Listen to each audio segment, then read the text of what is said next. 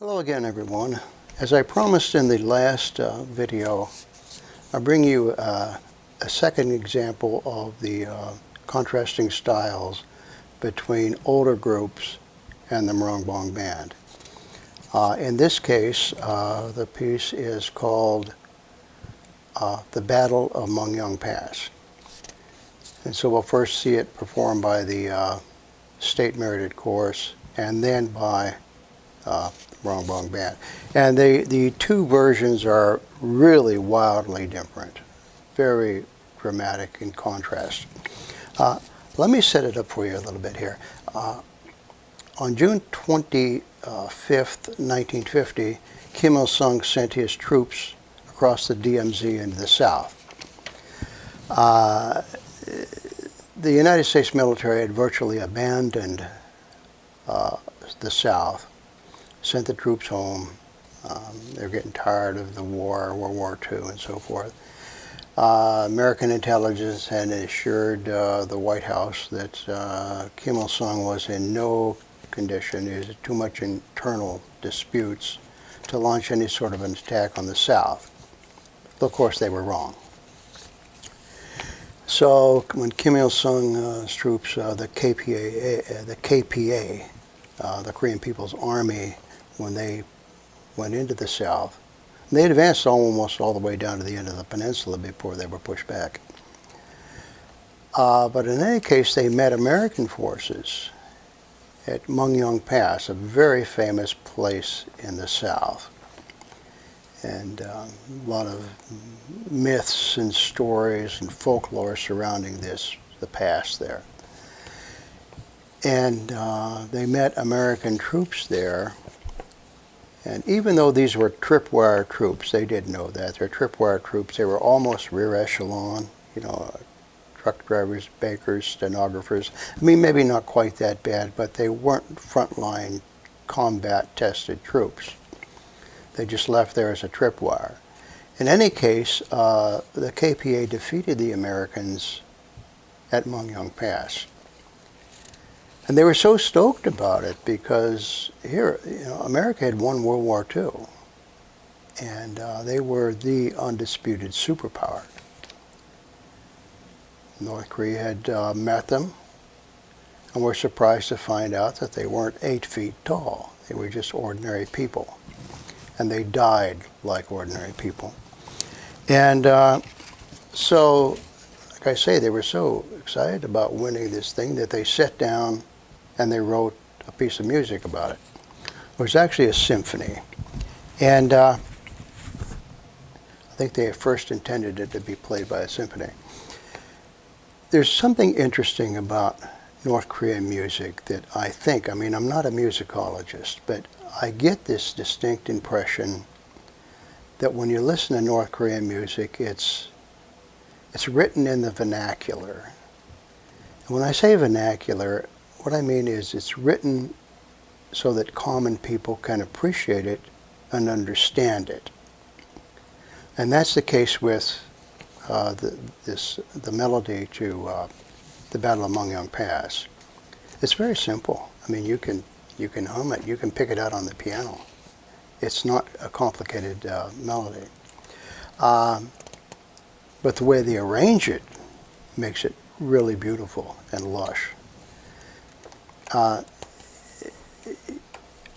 So you really get the feeling that the person who composed this piece was right there on the battlefield, and saw the wounded, saw the dead on both sides, saw the corpses, and that was incorporated into the piece. You really get that distinct impression. I've always thought that about this piece and other music that the North Koreans have written. And then I ran into an article about Hans Zimmer, who composes a lot of music for soundtracks for movies. And he just did the soundtrack for Dunkirk. And everybody is raving about how wonderful it is because it just sounds like Dunkirk. And he said he went to the beach, there's Dunkirk there, and he sifted the sand through his fingers and he imagined what it had been like to be there when, you know, the Germans are coming and they have to get off the beach and back to England. So that's what I mean with the vernacular. He actually picked up the sand. So the North Korean composer was there, and you can feel that in this piece of music. I'm just going to play you a small part, like not even 3 minutes, 2.5 minutes or so. And then I'm going to leave a link in the description below. That way you can listen to the whole piece if you like. It's actually really nice. It's very well done. And anyway, here's a little bit of the state-merited chorus performing the Battle at Mungyeong Pass.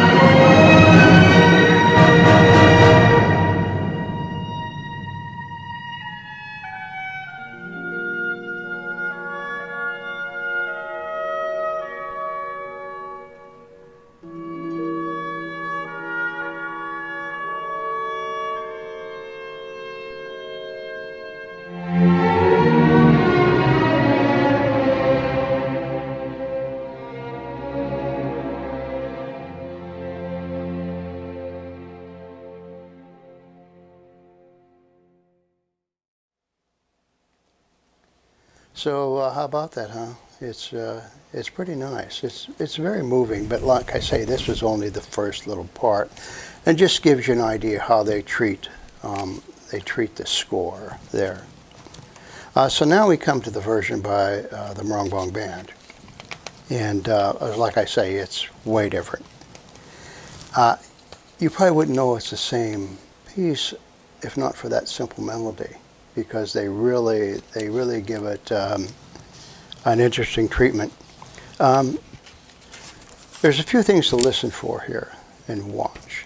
The first thing is, and I'll mention this probably many times, but the first thing is how tight the musicians are, the Moranbong Band. They're extremely tight. They play very close to together to the nanosecond.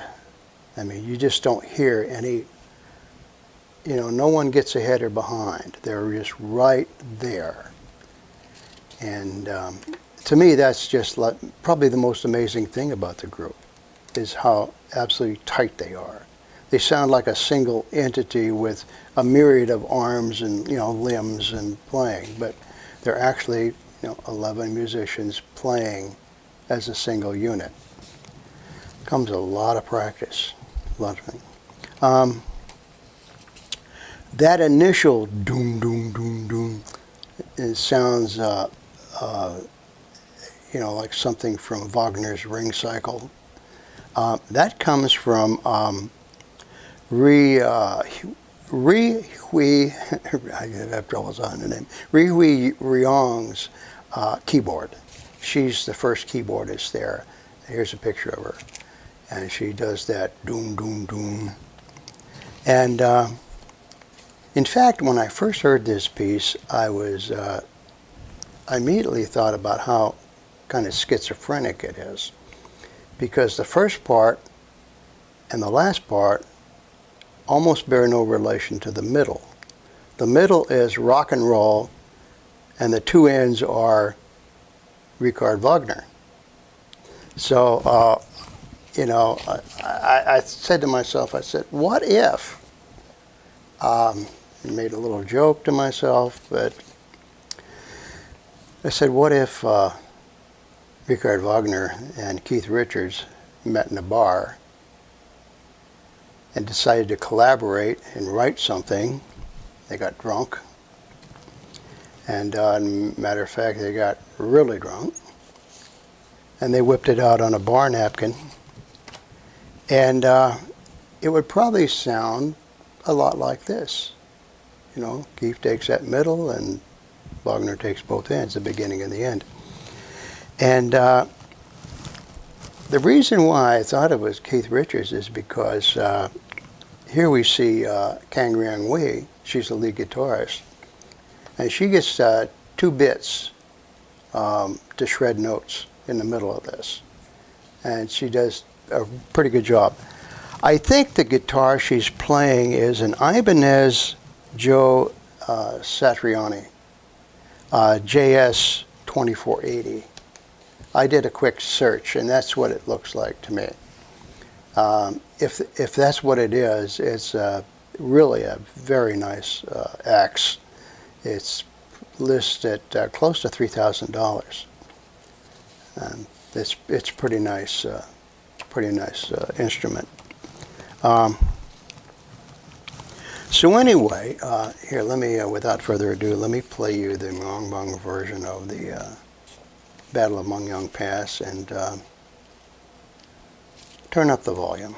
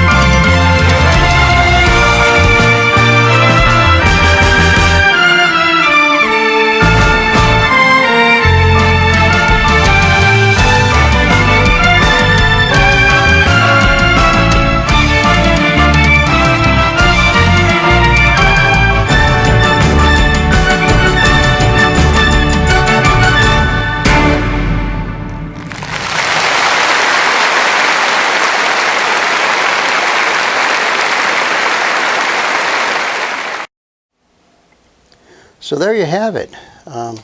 Pretty interesting, huh? That's they really let it rip. You see how much different their version is than that of the state merited course. It's it's rock and roll bracketed on each end by Wagner. But it doesn't lose, the interesting thing, it doesn't lose any respect for the original competition. Now, Horse Hooves in Mount Pacta, which is the last video I did, in my opinion, did lose some respect for the sacredness of the mountain and of the relationship between Kim Il-sung and that horse. So they kind of gave that short shrift. I mean, they could have still played it, but maybe not using the style they were using. But that's a criticism that, I have no right to make. So, take it for what it's worth, which is not much. But here, in this performance, the Moranbong Band this wasn't an in-your-face thing. There was still respect for the fallen soldiers on both sides. And it was just really amped up. So anyway, tell me what you think. Leave your comments and suggestions in the space below. And